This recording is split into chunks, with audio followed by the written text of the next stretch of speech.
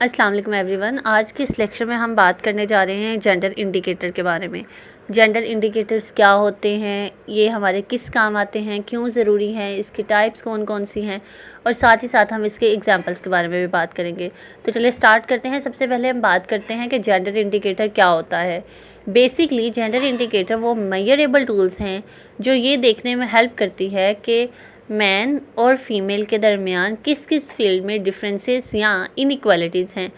वो field education भी हो सकती है, हेल्थ भी हो सकती है, जॉब्स भी हो सकती हैं, पॉलिटिक्स भी हो सकती हैं और इस तरह की बहुत सी फील्ड्स। अब अगर हम बात करें कि जेंडर इंडिकेटर हमारी हेल्प कैसे करता है, तो जेंडर इंडिकेटर हमारी जेंडर इक्वालिटी और इनइक्वालिटी को मेजर करने के लिए हेल्प करता है। एनालाइज करता है कि पॉलिटिक्स इनकी जो पॉलिसीज़ होती हैं डिफरेंट फील्ड्स की और उसका क्या इम्पेक्ट होता है उसके बारे में भी हेल्प करता है।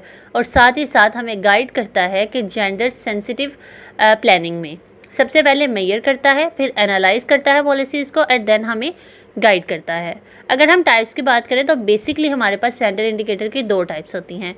First one is quantitative and the second one is qualitative. Quantitative gender indicator, ये इंडिकेटर नंबर्स और स्टैटिस्टिक्स पर बेस्ड होता है।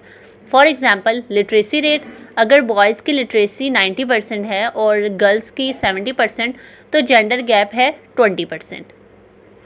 अगर हम सेकंड एग्जांपल की बात करें दैट इज़ वेज गैप, अगर एक मर्द की इनकम जो है वो अप्रॉक्सीमेटली $1000 है तो एक फ़ीमेल की $800 है। सेम वर्क पे एक जैसा काम है, एक जैसा ड्यूटीज़ है, तो अगर उनकी सैलरीज़ में डिफरेंसेस है तो ये उनका वेज गैप होगा। वेज गैप कितना परसेंट होगा? 20%। अगर हम स्कूल इनरोलमेंट की देखें बात करें तो एक स्कूल में लड़कों का जो इनरोलमेंट है वो 80% है और गर्ल्स का 60% है, तो इसका डिफरेंस भी कितना हुआ कि 20% कम फीमेल्स हैं जो एजुकेशन असेस कर रही हैं।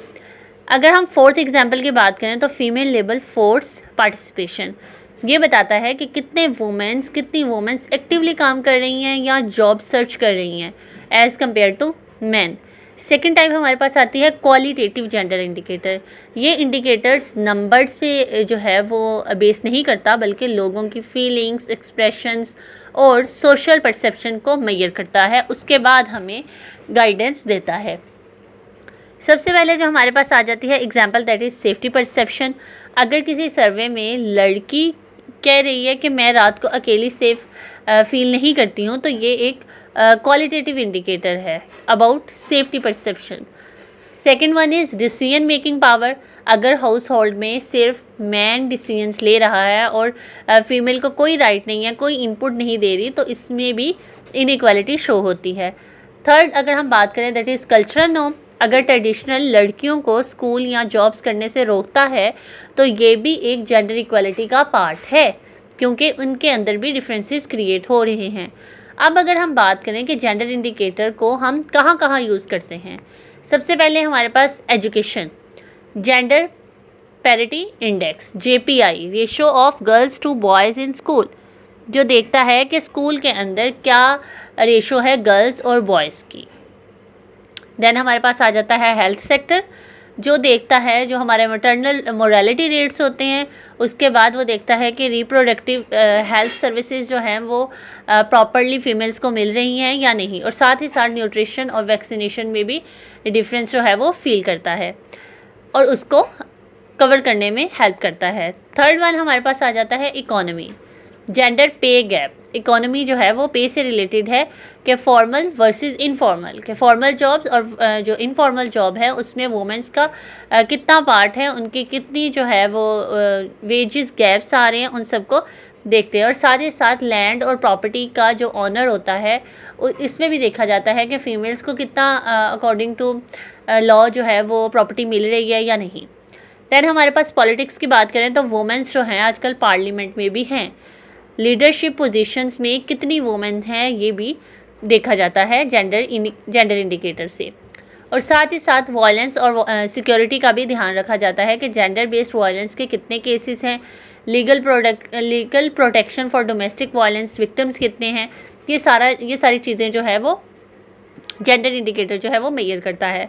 अब अगर हम बात करें कि वाई जेंडर इंडिकेटर मैटर्स, हमें ये आखिर क्यों चाहिए होता है, ये हमें इन इक्वालिटीज़ को हाईलाइट करता है। ये हमारी जितनी भी हमारी सोसाइटी में इनइक्वालिटीज़ हैं या इक्वालिटीज़ हैं उनको हाईलाइट करता है, उनमें डिफरेंस क्रिएट करता है और इंश्योर करता है कि डेवलपमेंट प्रोग्राम्स दोनों जेंडर के लिए बिल्कुल फेयर हों। कोई भी डेवलपमेंट प्रोग्राम जो है वो मेल्स को या फिर फीमेल्स को प्रायोरिटी ना दे। रिसोर्सेज का फेयर डिस्ट्रीब्यूशन में भी हेल्प करता है, एनजीओज़ और गवर्नमेंट्स को सपोर्ट भी करता है और साथ ही साथ जेंडर सेंसिटिव पॉलिसीज़ भी बनाता है। एट लास्ट अगर हम थोड़ी सी सिंपल एग्जांपल्स की बात करें तो स्कूल के अंदर अगर बॉयज़ को साइंस कंपटीशन में इंकरेज किया जाता है और गर्ल्स को सिर्फ आर्ट्स में, तो ये अपॉर्चुनिटी जो है वो दोनों के अंदर जो अपॉर्चुनिटी गैप है इसको भी हम जेंडर गैप ही कहते हैं। घर में अगर हम देखा जाए तो डॉटर्स को सिर्फ घर के कामों तक रखा जाता है और सन्स को थोड़ा रिलैक्स किया जाता है, तो ये भी अनइक्वल वर्क लोड जो है वो शो करता है। मीडिया की बात करें तो मीडिया में एज अ मीडिया स्टूडेंट अगर हम देखें तो एड्स में अगर हमेशा मेंस को बॉस और वुमेन्स को किचन में दिखाया जाता है, तो ये एक स्टीरियोटाइप बन जाता है जिसे जेंडर इक्वालिटी समझने में काफ़ी जेंडर इंडिकेटर समझने में काफ़ी हेल्प करता है। अगर हम इस लेक्चर को कंक्लूड करें तो जेंडर इंडिकेटर एक पावरफुल टूल है जिसके ज़रिए हम सोसाइटी के अंदर जेंडर बेस्ड डिफरेंसेस को समझ सकते हैं। उसके अलावा हमने बात की थी क्वालिटेटिव डाटा और क्वांटिटेटिव डाटा। क्वांटिटेटिव डाटा जो है वो नंबर्स के ऊपर बेस करता है, जबकि क्वालिटेटिव डाटा जो है वो एक्सपीरियंसेस और फीलिंग्स के ऊपर बेस करता है।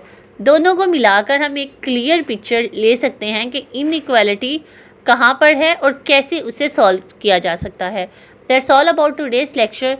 मिलते हैं एक अगली वीडियो में एक नई लेक्चर के साथ। तब तक अपना बहुत ख्याल रखिएगा। अल्लाह हाफिज़।